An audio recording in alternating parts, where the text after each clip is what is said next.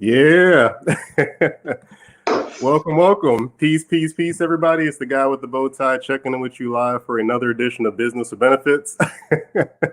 We got Trevor Houston to my right. How you doing, Trevor? Man, what's going on? What an intro. You have Paul Wall? Man, what? Yeah, I knew with the Texas connection you like that. And then it's a black guy and a white guy rapping together, so it makes perfect sense. Oh man, it does, man. That was awesome. You know, I've actually seen Paul Wall in concert. That's the craziness of it.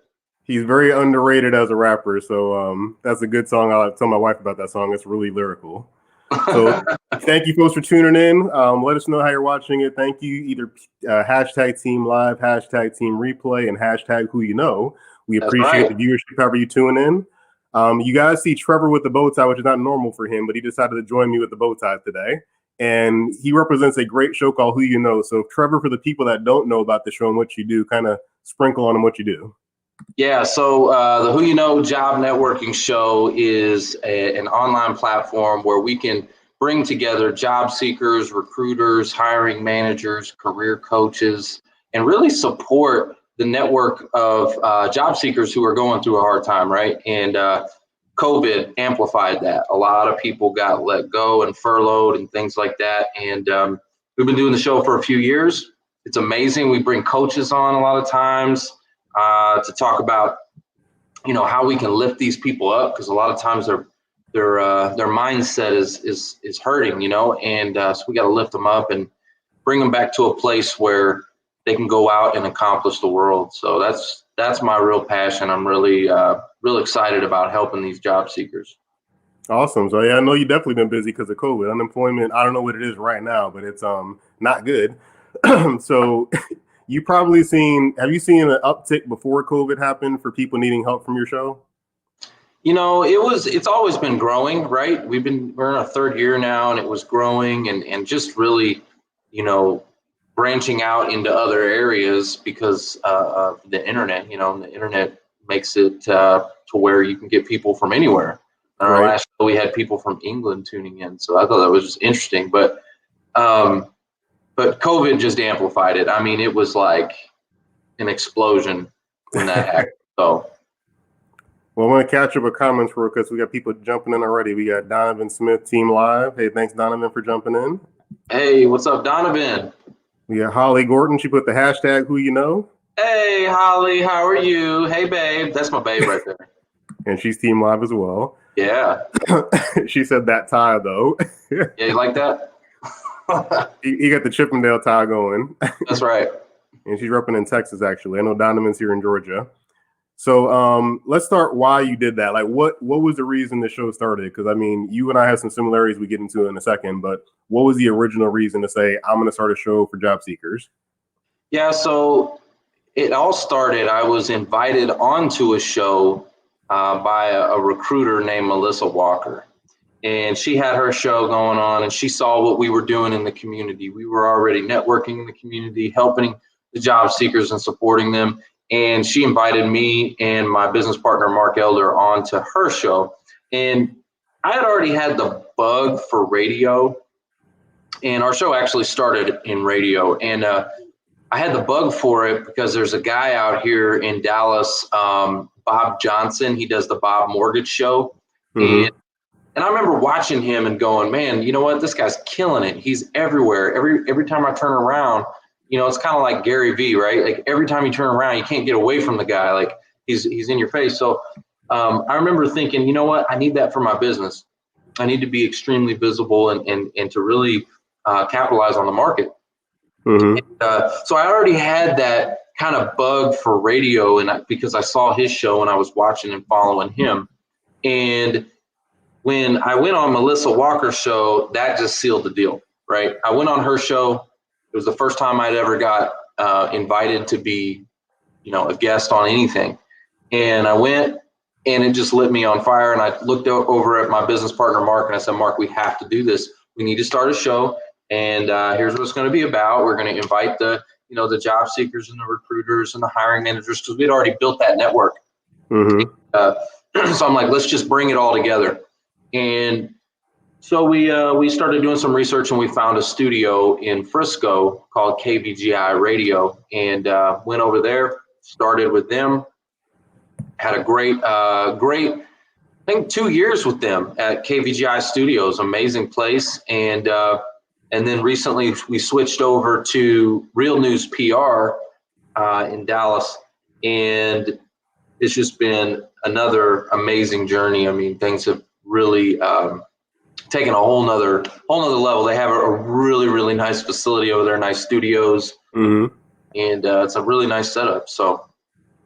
Well, you said something interesting when you said, I want to get visibility to my business. So the show's premise looks like it's getting visibility to job seekers. Because would you say that's one of the biggest issues they're having is they're not seen, so they're not considered for these jobs they're looking for? 100%. They're applying online, resume. I mean, you apply online, your resume just goes into cyberspace. You might as well throw it in the trash because it's going into the black hole. The applicant tracking systems are scrubbing it for keywords. And if your keywords aren't just right, forget about it. And, so you have good qualified people.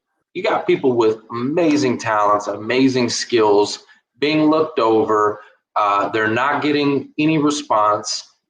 And it hurts them because they take it as rejection when it's not really rejection. Okay. Right. Not really rejection. The computer it's not a person, right? And a person can override the computer. So what we need to do is get a human being involved to actually pull that resume out of the trash where it is. We need to get a human being to pull that thing out, to look at it, and a human can override the computer. Yeah. And so that's what we help to do. We help to network these job seekers into positions, they're actually getting looked at. And so it's awesome. I love doing it. Well, I wish I would have known about this back when I first moved to Georgia from Vegas. I have an accounting and math degree, and I thought I'd be an accountant. And it was like fighting for a straw or something in a beach or something. I don't know what the analogy is, but it was hard to get anywhere. And that's why I went into insurance. And a lot of people don't know you work in insurance also. So that's something that you and I can share in common, that we're online basically talking about everything but. Right. Isn't that kind of interesting? Like we were talking about that beforehand. And like, so in insurance and financial services, what a lot of people don't realize is that our industry is extremely highly regulated. Okay. Yep. And they really, for the most part, we're not allowed to be very vocal about certain things. We can't talk about products. We can't talk about solutions. We really can't, for the most part, talk about much when it comes to financial services and insurance. And so kind of handcuffed in that way. And it's like, okay, well, in today's world, how do you overcome that? Like you can't even talk. But I'm supposed to help people with solutions and help people and solve problems, but I can't talk to them about it. Like that's backwards. I think that's what shows that the power of social media is not really what you do. It's more like your why and your personality, because being visible, I mean, you can be the smartest person in anything, but if you're not seen, it doesn't really matter. So would you spend a lot of your time with the show and with coaching people is on that personality piece or that visibility piece is kind of the biggest piece of it, you think?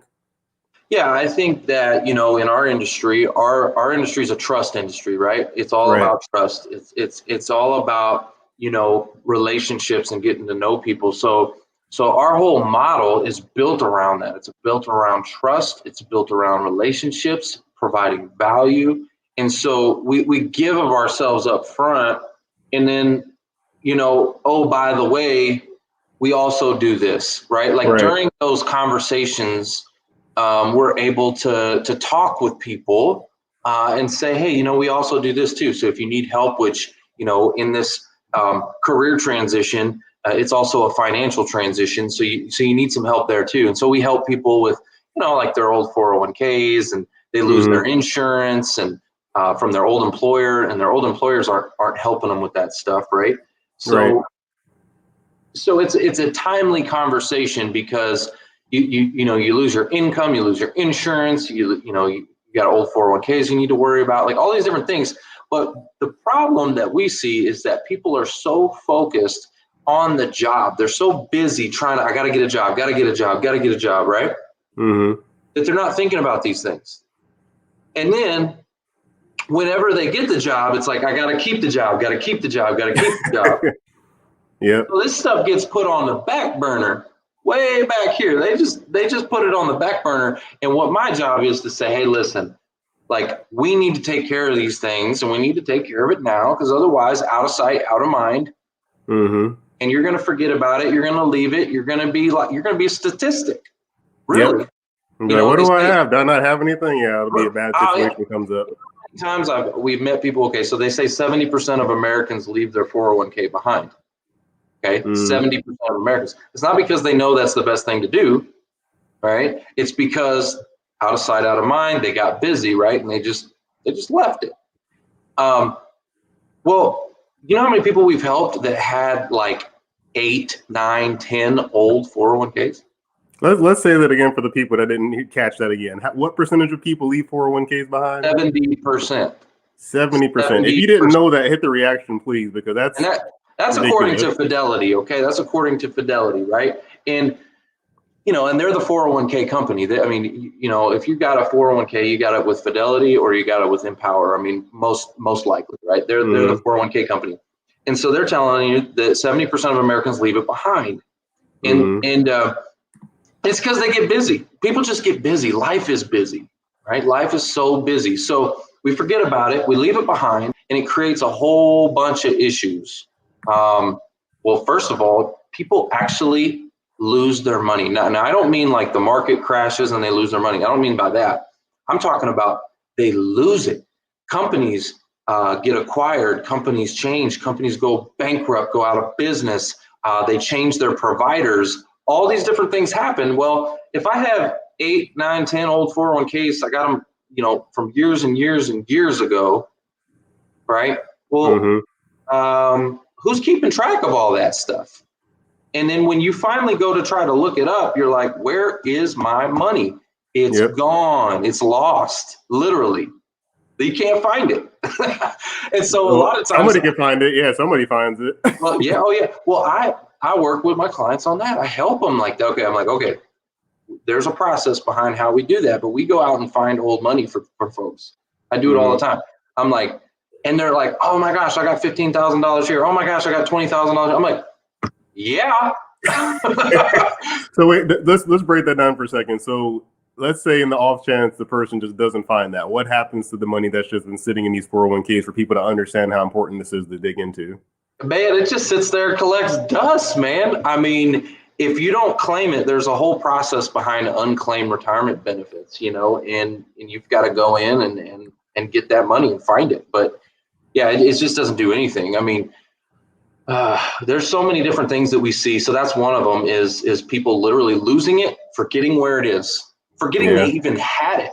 They're like, I think I had one. This is what I'm hearing from my clients. I think I had one. I was with this company. I'm like, man, okay, we got to get this under control. If you don't know, like, we got to get this under control. And so we help them consolidate all those accounts, get it all into an IRA and stuff like that, and help them with that. Let's catch up with the comments. You got some comments for that, Trevor. So let's see real quick. We had Joshua said, great stuff, guys. Keep delivering for others. I'm a huge fan of your future success. Hey, what's up, Joshua? Appreciate you. My buddy Carl, he said, hey, Trevor. What's up, Carl? What's going on? And Elizabeth said, understatement, the lack of help from former employers. Yeah, that. Bingo. Elizabeth, thank you. Appreciate you. Not their job. And she said, Holly said, that's a lot of people when you said 70%. Yeah, absolutely. It is a lot of people. And so, doing what we do every day, day in and day out, we've just seen a lot of stuff. There's just so many things I could go on and on and on, but that's not why they're here. They're not here for that. They're not here for that. They don't want to hear about all this financial stuff, but there's so many problems to it just because it's not being tended to, and people can do it on their own. Okay. I do want you to know this, like, people can do this on their own. Right. They're not going to. Well, even if they do it on their own, what are they going to do once they find it? That's the problem too. Like, put in a savings account. I mean, no, they can go open up an IRA somewhere and do a self-directed IRA and manage it themselves and all that kind of stuff. Totally 100%. People, it's not rocket science what we do. Okay, it's really not. Okay, it's not rocket science. The problem is they're not going to. Life gets in the way. I can't stress that enough. Life will get in the way. Life is busy, right? So I'll give you a perfect example. Okay, me and my neighbor, okay? My neighbor right across the street. Okay, I pay someone to cut the lawn. Cuts it, right? I pay somebody to do that. Why? Because I know life's busy, and you know what? If it was up to me, I would have weeds up here, right? Because my life's busy, right? I can't get to it like, I'll just pay somebody and get it taken care of. Well, my neighbor does mow his own lawn, right? Totally capable of doing it. So am I. Well, he mows his own lawn, but guess what? He only does it like once a month. And here in Texas, let me tell you, once a month is not enough.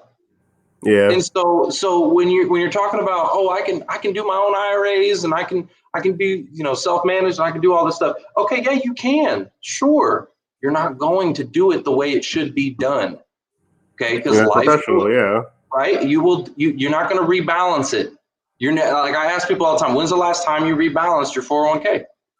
What? Yeah, when's the last time you rebalanced your 401k? Good question. Think about that in the comments. When is the last time, if you have a 401k right now, when's the last time you rebalanced it?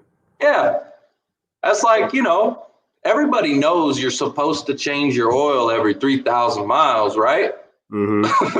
Like, this is the common knowledge stuff, but sometimes, can we agree that sometimes life gets busy and we go over 3,000 miles and maybe we roll in there at like 5,000 miles instead of 3,000 miles because we just, life got busy and kind of got in the way?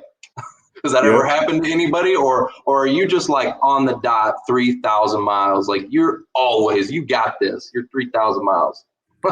Yeah, you're lying if you say you do that. Right? Like, can we just my wife catches agree? that. My wife will tell me and I'll push it all the time. But yeah, she watches it.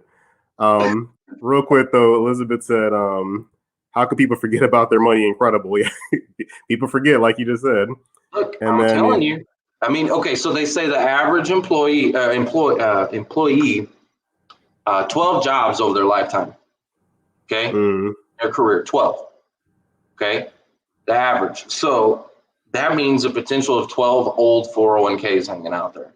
Yeah, 12 old 401ks. Because most employers are going to offer 401k. That is the retirement vehicle of this, of this generation, and it has been for a long time. You know. Because pensions started to go away, right? So now the 401k became popular. Everybody's investing in the 401ks. So most employers have that. So if you got 12 old employers, you got 12 old 401ks. Like, anyway, we see it a lot. We see it get left behind all the time. And then, not to mention this, so check this one out. Here's the flip side to that. Let's say you have worked with the same company for 30 years. Getting up close to retirement, you worked at the same company for 30 years. Well, you've been stacking away, you've been saving in your 401k. Well, let's say you got $1 million in one single 401k. You got $1 million in one single 401k. Well, back in March, when COVID, came on the scene and all this, the market dropped. I think it was 33.9%. The S&P 500 dropped by like 33.9%. Okay. So if you got $1 million and your account drops by 33.9%, how much money is that? Tell me in the comments. How much money is that? Well, that would be $339,000, right? Your account drops by $339,000. My question to you is, did anybody call you? No, definitely not. Did your old employer call you and say, "Hey, I noticed the market's on fire"? Did anybody call you? Did your did the provider call you? Did Fidelity call you and say, "Hey, things are Did anybody call you? Yeah, that's not going to happen because 401ks, they got to manage millions and thousands of people. So there's no way that service level is going to be there that you're accustomed to with the individual of, hey, I got 10 clients. Let me call my 10 clients. And Elizabeth had a comment too when I asked about has your employer tried to help you with your 401k when leaving, and she said no, they stood in my way and tried to keep me from rolling it over. So have you seen that before, where an employer doesn't want you to roll it over? Oh wow, that Elizabeth. So I haven't seen employers. Matter of fact, most employers that we deal with, like let's go to Fidelity. Fidelity is almost like when we get on the line with them, they're like, hey, yeah, take it. Like they'll almost sell it for us. Mm-hmm. I'm serious. They will say, they'll tell the client, are you ready to go? We'll go ahead and transfer it over. We'll send a check right now. Like, well, they're like ready to get it out of there because there's actually a lot of liability. Yeah, responsibility. For the company to have these old 401ks. They want it in an IRA. They don't want it in the 401k because there's a lot of liability for that. Okay, if they have X amount of assets under management in old 401ks, those employees aren't there anymore. Right? They don't want that. So there's some training and stuff. Now Fidelity will want to keep it in house, right? They don't want to let it to go to some other broker, right? They'll want to keep it in house. They'll want to secure it that way. But they do. If you tell them, they're like, yeah, we'll send you the check. Where do we make it out to? And yeah, they want to be the talking piece for that. They just want to say, we'll keep the money, but somebody else has to be the talking head for that to make sure everything's good to go. Yeah. And Carl had a good question. He said, I need to help with my 401k to switch up for better investments. So Carl might need some talks about a better idea for his 401k. And, yeah, I'll be more than willing to help. Reach out, Carl. And then Holly said, or just sits in cash for years and years and out of the market. So that's what my thought with people just getting in a bank, a savings account, and does nothing with it. Well, yeah, that happens a lot of times too. So there's this other thing that we've seen a lot called the auto IRA. Okay, and so some companies, if it's written in the plan this way, will actually convert that money into cash and flip it automatically into an IRA. Okay, and so when that happens, it goes into an IRA. You're in cash. Okay, they send you a letter. Well, you know where that letter goes. It goes in the trash. Yep. Don't look at it. You're not paying attention. And then 20 years later, when a guy like me looks at it and goes, oh my gosh, you've been in cash for 20 years. Yeah. Get some reactions for that. That's news for a lot of people there to know that's what's happening. Please hit some reactions for that. Go look at your accounts and make sure you're not sitting in cash. Unless you want to be, okay? Disclaimer. If you want to, fine. Elizabeth unless you want to be in cash, okay? Some this people is a new one. Found out my 401k was in India. That's a new one, Elizabeth. I haven't seen that before. Yeah, that is a new one too. I can't say that I have seen that one. Well, Elizabeth, that may be why they wanted you to stay there. They're like, no, you can't go here. You can't leave. It's a Bitcoin 401k. They're like, keep it here. It's in Bitcoin. Stay here, please. And I asked about how long ago you recalibrated. So Alan said 60 days ago. So Alan is the one guy. So we've had a bunch of comments. He's the one that counts his money all the time. So if you're that person, great. You're the guy. Okay, so there's the flip side. Remember I was talking about like I'm going to pay someone to cut my lawn, right? Then I got my neighbor who does it himself, but he only does it once a month, so he's not doing it enough, right? And then you're the guy that mows your own lawn, every week. Yeah, right? Consistently, yep. Consistently, which you're doing good. Like I said, he could totally do it himself, and people can. Yep.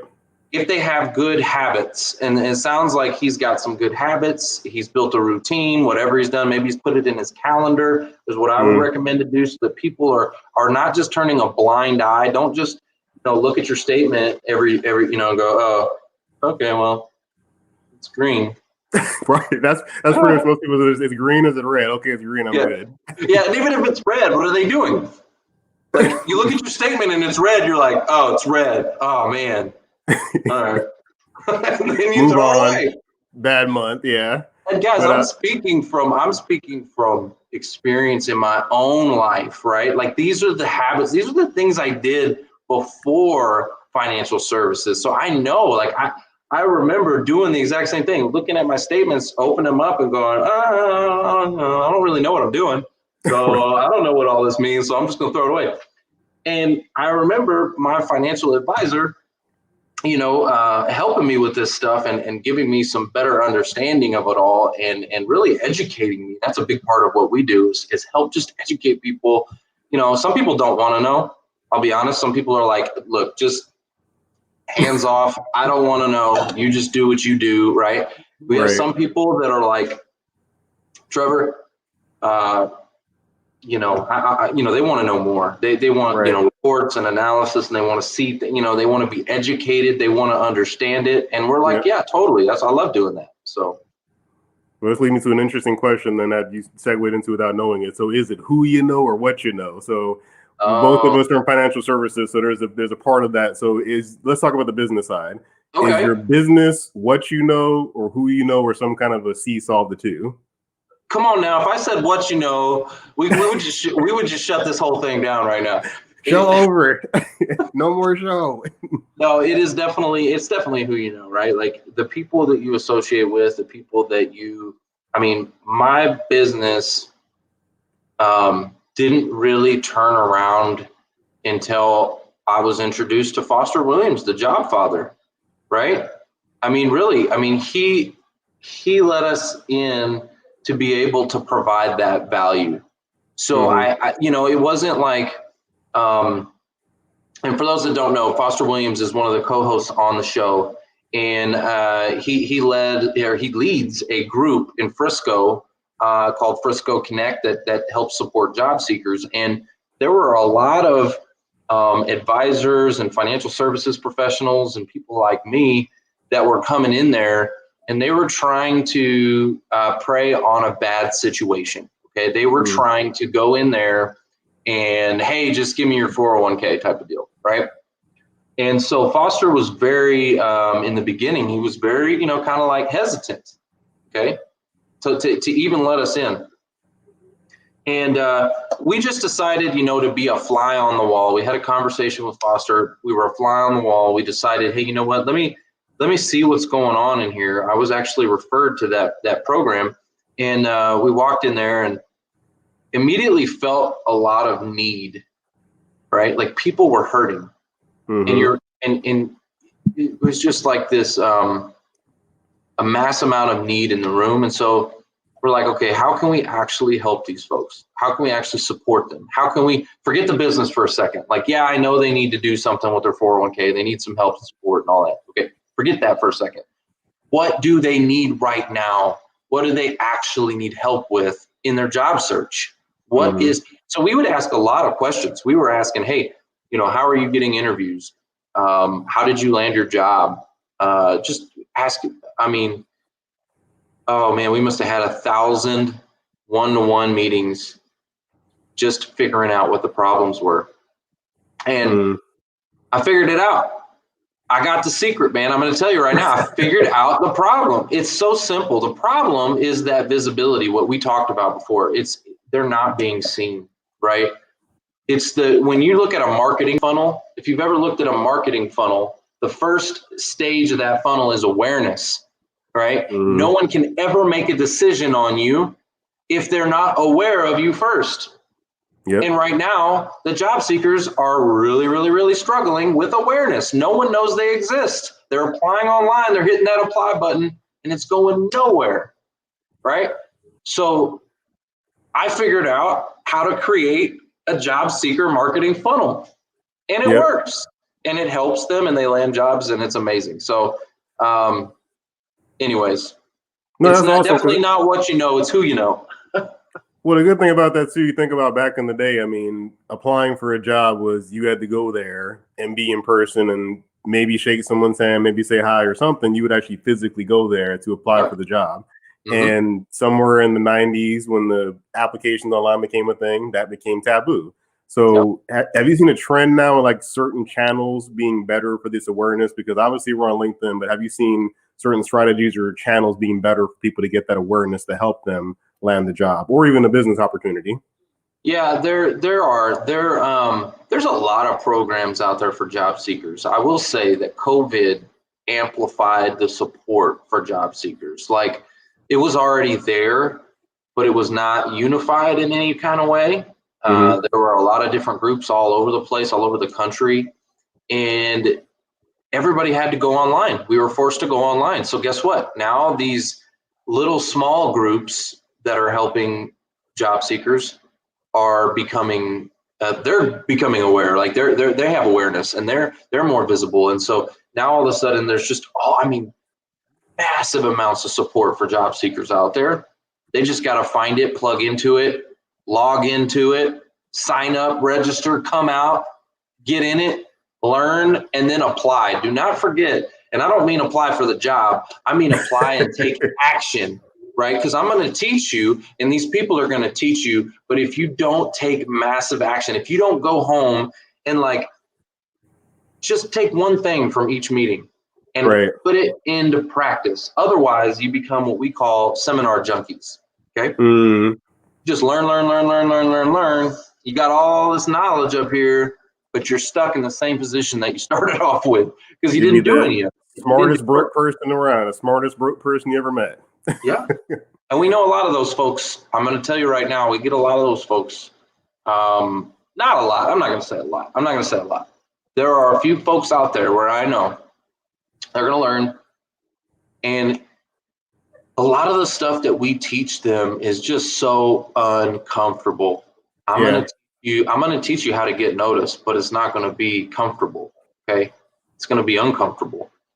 Well, I like that you do your video series, like when you're saying, let's showcase this job applicant. And I can usually tell who's most comfortable when you do that. But that's hard. I mean, because if you think about it, like look at content creation. You and I go live weekly. We put videos out there. Not a lot of people, especially in financial services, very few of us do that. It's uncomfortable. So when you're actually pushing people, hey, you're going to make a video to introduce yourself to job seekers. I could make me being a job seeker not be uncomfortable, but it does get seen by several thousand people. Yeah. And it's better than the application, really. I mean, at the end of the day, they might see that and not even care about the application sometimes. It happens all the time where people are like, they get in the interview process and the interviewer tells them, you know, they saw their video and, you know, and they're like, yeah, I saw your video, or they'll use a line that was out of their video. And they're like, where did you hear that? And they're like, yeah, I saw your video. Right. And so, yeah, it's about visibility. And so, and to have something that's unique and that's, again, video is interesting because, you know, most people have a fear of public speaking. Okay. Yes. Right. That's the number one fear in the world. Public speaking. I actually had it myself. Right. I've overcome it. Yeah. Yeah. But most people have that fear, right? Fear of public speaking. Well, video is the same thing. Right? Yep. You are putting yourself out there to the public. And so people are terrified of video. But the cool thing about it is if you can overcome that fear, right, you are doing what 80% won't. Yeah. Right? You're going to do what 80% of the people out there won't do. Okay. So that actually makes you stand out. It gives you an advantage over those 80% that won't do it. You know what I'm saying? Yeah, the big thing about that too, I think it's that people are afraid of the judgment, where that reaction, the judgment. But at the end of the day, you still have that with the other systems of applying. When you go in person, you wouldn't get a call back. If you did it online, you would never get a response to anything. So the rejection was still there. Here's what I think about the rejection and all that kind of stuff. Like right now, me and you are live, okay? I don't know who's watching. I mean, there's probably a bunch of people watching. I know you've been giving shout outs and stuff like that, right? But at the end of the day, this world is very, very big and it's very, very busy, okay? Yep. Whoever's watching right now, appreciate you watching. But guess what? This cell phone right here is going to catch your attention on the next thing. You're going to be scrolling. You're going to be on to the next thing. You're going to forget, right? You know, and so I'm like, what are you afraid of? You know, afraid of rejection and all that kind of stuff.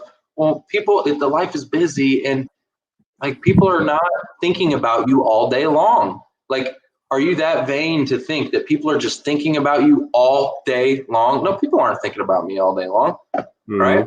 Unless you get massive success and you're just absolutely crushing it and you have a massive following like Gary V, okay? Gary V's name comes up in all the time, right? Because he's so massively well known, right? He's famous, right? And so yeah, people, but even then you're not thinking about him all the time. Right. You're not like thinking about, oh my gosh, Gary Vee all the time. No, it may come up in conversation, but like, quit thinking that everybody's just sitting around all day long thinking about when they watched your video. Well, he's very averse to not caring about reactions either. He doesn't care what you think about him, which is empowering. Yeah. I mean, I remember recently there was a woman in the UK that had like 2 million followers on LinkedIn that committed suicide. And people think about like, well, you got all these followers, you got to be super happy. But she might have had issues with rejection as well, even though she had that followership. That doesn't mean anything because people aren't thinking about checking on people all the time like that. So I think it's good to realize that. Robin Williams, right? Yeah, celebrity. So I mean, and I just when I think about that story, you know, it just hurts me really because, gosh, man, Robin Williams is just one of the funny. I love Robin Williams, man. Yeah, I would have loved to just like given him a hug to know that he was struggling or going through or whatever, man. You just the amount of love that was for that man, but you know, he's just struggling and has all that internal pain and he doesn't want people to know about it. And it just, man, suicide actually runs in my family and no one's been successful, but they've attempted several times. And I'm actually going on to a new show called The Social Movement, and I'll be on their second season. And that's the goal, or that's the mission I'm on, is to help eradicate suicide, and something I'm extremely passionate about as well. And we get to come together collectively as a unit. There's going to be CEOs, entrepreneurs, business owners from all over the world coming together to solve social problems. And so some of the social problems are, you know, suicide, racism, pandemics, you know, big issues. And we come together, collaborate as a group for 4 days, and try to come up with a business solution to that social problem. So I'm real excited about that. I can't wait to go on that show and try to help save some people, man, because there's no world that should be that bad that you should take your own life, in my opinion. Yeah, we had Mr. William Willner jumped out here. He's in Texas also. You guys should hang out sometime. He said, "What's up?" Hey, what's up, William? What's going on? He also said, anyone needs help with this stuff, get in touch. I'm here and happy to help. So he's talking about the suicide piece as well. So he shares that same vein. Yeah, 100%. Like, I want to throw this out there right now. I mean, I know COVID has thrown out like a lot of isolation. It's hurting people. Yep. People feel alone, you know, especially, I mean, if you can imagine if you're single, you know, in COVID and you're isolated and maybe you got let go from work. Yep. Right. And you know, you're just, you know, you're single, you're at home, you're in your own head, you're in your own thoughts. Right. Like, guys, you can reach out to me too. Seriously, like send me a message, reach out. My phone number is on LinkedIn. You can go look the contact, call me. Like, you can hit me up right here. If you need someone to talk to, you can talk to me. I'll reach out to Trevor for stuff before. He does answer. So he's not one of those profiles that you go into a black hole of messages and never get answered. I'm going to switch tones real quick though. So it's something we could talk about, because that was good. We got deep for a second. Asking for referrals is something you talk about vehemently for job referrals and also business referrals. So I think a lot of people, it kind of is in that same vein of rejection. They're worried about rejection. So what is your tip for people to help them take something away from this of how to ask for referrals when either looking for a job or trying to grow their business? We could do both of them because they're kind of different. Yeah. Absolutely. So, well, I don't think they're necessarily different tactics, but the first thing that I would say is give. Okay, so if you're not willing to give a referral, don't be thinking about asking for one. Okay, that's number one. Like, you need to go give some referrals. You need to go help some people. Go figure out what other people need and go see if you can find somebody that can help that need and support that need, and go give first. It's the same thing like on LinkedIn profiles, right? Everybody wants to know, okay, how do I get a bunch of recommendations on my LinkedIn profile? Well, go give a recommendation. Go go give one. And then right after you give, then just ask. But here's the key. When you ask, okay, you have to be bold about your ask. You can't be like, would you just please? And I can't, you know, no. You just look them in the eyes and ask. And when you ask, you know, you ask with confidence and be specific and bold about your ask. You have to be specific, because you can't just say, well, You know, if you know anybody, yeah, if you know anybody, okay, I'll give you an example for me in my business. Well, if you know anybody that needs to move their, you know, their 401k, send them to me, please. Please, will you? No, no way. First of all, you're not even confident when you ask. So I'm not going to be confident when I send it to you. I'm not like, he's going to be able to take care of this guy. Like, no. So you got to be confident, number one, when you ask, and then be specific. Be specific. I'll give you an example. So right now, there's a couple of companies out there. Sabre Corporation is one of them. AT&T, HP. Okay. These are some companies that we work with frequently where we know their plan frontward and backward. Okay.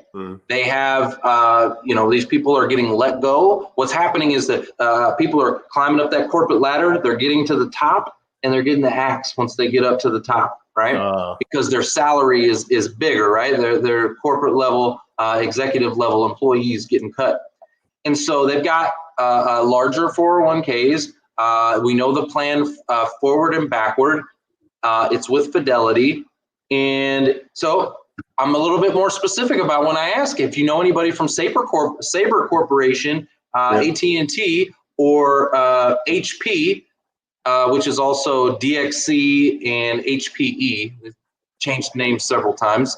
Right. I'd love an introduction to that person because I can help them. Right. Like, I know that plan and I've helped them. I have many clients from there. I know I can help them. So, you know, I would love an introduction. So you got to be specific. And then people start thinking, oh, well, maybe you know, there you go. Well, that's a good thing too, because when you just say, who do you know, you're putting the onus on the other person to go through their mental Rolodex of everybody they know. Like, hey, who do you know with the 401k? I don't know, but if you say, who do you know that just left the job 2 months ago that has a 401k? That's the specificity that's necessary. And you're the professional. You got to steer them to where you can help them. You can't, like, it's just like me saying, hey, do you know anybody that wants insurance? Well, no, that's too general. So you're writing about that. Is that the same thing for job seekers, that they have to ask their friends, like, hey, who do you know that's hiring in the Texas area? Well, it's so funny. I get all the time. Like, I got a buddy of mine. He's a good buddy, but he does this all the time. He's like, hey, you know, I'm looking for a job. Okay. Like, he knows I help with that. And I'm like, all right. He's like, so if you know, hook me up with some recruiters. All right. I have a huge network of recruiters. Okay. Right. I can do that. You want to get a little more specific? Like, help me out here, because I'm not just going to throw you to all the recruiters and then you don't even know what you want. Right. So how am I supposed to know what you want? I think it's sometimes the allure of social media. They look at your follower count and think you just say, hey, I need a job, and we just post and the magic happens. We just poof and it happens. No, like, I can't work with that. You're gonna have to help me. And I tell them, I'm like, you're gonna have to help me. Get me at least some target companies, right? Give me some target companies and I can work with that. But if you're just like, hey, just like, I need some recruiters, I'm like, okay, if that's really what you need, then go to LinkedIn and type in recruiter. Right. You have millions of them on there. Right.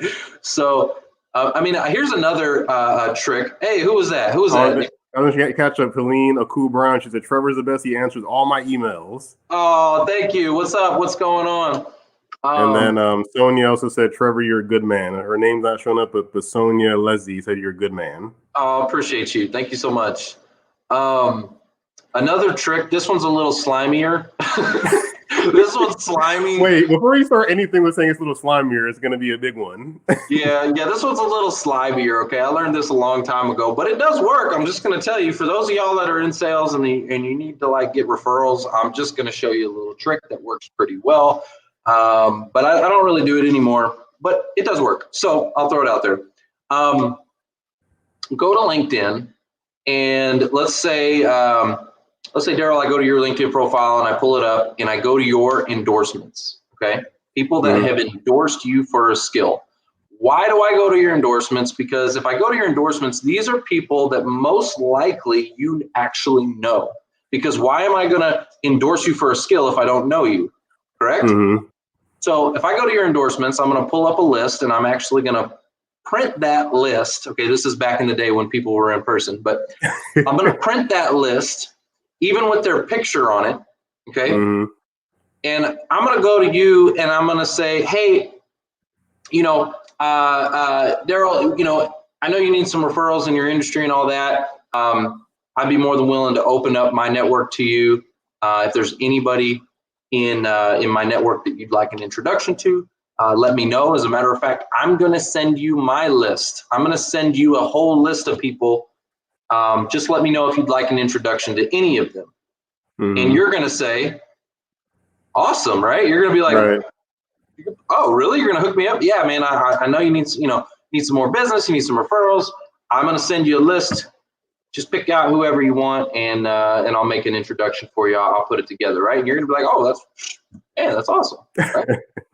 Cool. So what did you just do? You just agreed. Check, yeah. Right? You just agreed. You just gave me the green light to do the exact same thing to you. And so what now I'm going to do is I'm going to say, by the way, I have my list. I went to your LinkedIn profile. Here's my list of contacts from your profile. And tell me about this person. Tell me about this person. Tell me about this person. Tell me about this person. Right? Yeah. And you're going to start telling me about these people. And then I'm going to say, is there anybody on this list that you do not want me to reach out to? I'm going to reach out to these people anyways. But is there anybody here you don't want me to reach out to? And you're going to start scratching out. You're going to start eliminating. No, I don't want you to reach out to that person. No, I don't want to reach you. Right? But that one's a jerk. Don't call that one. Yeah, don't call that guy. That guy's a jerk. Don't call him. But the 3 or 4 or 5 that you leave, you just gave me permission, right? And then I go a step further and I say, hey, tell me a little bit more about them. How do you know them? And then I say, all right, so pull out your phone. What's their phone number, right? Like you take it step by step, but I've done that many times, and people will give it to you. They'll just be like, oh yeah, you can call this person, you can call that person, here's their number, and they give me backstory on them too. They're like, yeah, this guy I went to school with, this guy I worked with, this guy, this, that, and the other. Yeah, but I think it's important to preface this too, because when you say it's slimy if you don't do the giving up front. Like if you don't do anything of value up front, you just connect with somebody and say, hey, I'm going to give you a bunch of introductions. That's the first time we connect. And let me see your list. That's slimy, because like you don't even know me from Tom and you haven't done a thing to help me. But if you actually deliver on something, say, hey, I rolled your 401k into an IRA. I'm going to give you some connection I know, give it back. That's perfectly reasonable, because then it takes it off me to have to think about, well, who does Trevor want to talk to? You've done the homework. Yeah. You're the professional. You picked out a list. I'm okay. And I just get to tell you which ones I do and don't want to call. That's really what it should be for referrals versus just an empty sheet of paper. Hey, tell me who you know. So I don't think it's slimy at all if you actually do the work up front. If you do the work up front, it does work. I'm going to tell you that right now. I mean, and you're making it easy for people, because when you say, hey, who do you know? And they get a blank stare on their face and they're like, I don't know. Well, if you go, well, here's a list. Right. And they go, oh, okay, well, no, I wouldn't reach out to that guy. He's a jerk. But you can reach out to this guy, Yeah. Like, it actually helps them think of people, right? You're actually solving the problem for them. Yeah. It's kind of one of those things like going to a restaurant with no menu. I mean, that's what who do you know is like, hey, what do you want to eat? You're the restaurant. Tell me what you got. Yeah, exactly. Yep. But it's all about doing something first. Like I know William put out there, slimy is right. He warned you ahead of time. Yeah. Hey, but it works. Okay, just saying. I used to do that back in the day, and I got a ton of referrals. This was back when I first started in the financial services industry. And whenever you're getting into a new industry, guys, I'm going to tell you, it's challenging. So you gotta take on different approaches.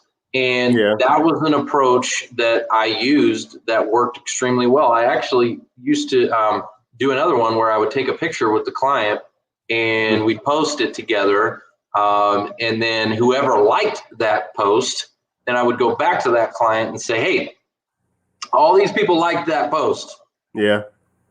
Introduce me to these people, right? Like, and that's what social media is about. That's not slimy. I mean, that's social proof. They weren't physically in the office, but I think part of this is to the old financial services model was you get your license and the day you're in the contract and they're like, hey, get your phone out. We're going to call all your family and friends right now. Oh.